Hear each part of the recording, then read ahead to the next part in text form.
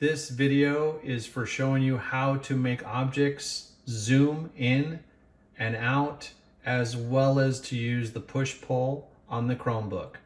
So the first thing you're going to do is use the pad over here to go to the left-hand side and pick a shape. So I'm going to go to the left-hand side and I'm going to pick a rectangle.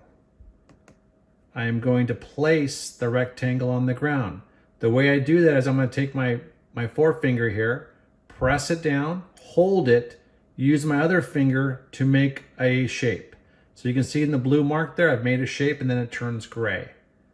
Okay, so remember, you push down and with your other finger you make it bigger or smaller. Now what you're going to do is this, you're going to go over to push-pull. You're going to click it, click the top one that says push-pull, bring that over to your black or gray shape.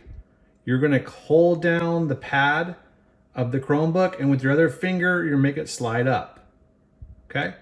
Now, any side you pick, you can make it bigger or smaller like I just did. And that is how you change the shape of it. Now, to do the pan, that's the bottom one here. So this says zoom, we click it once. And if we want to get in close, we're going to click this one right here where it says zoom extents. And you can see we're in there.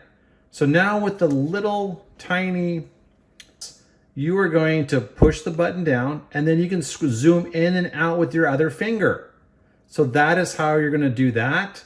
And also if you go back down to the zoom and you click the pan one or orbit one on the top one and click it, you hold it down and then you can move it around any which way you want to move it. But you have to leave one finger pressed down on the pad of the Chromebook and your other finger moves up and down and side to side.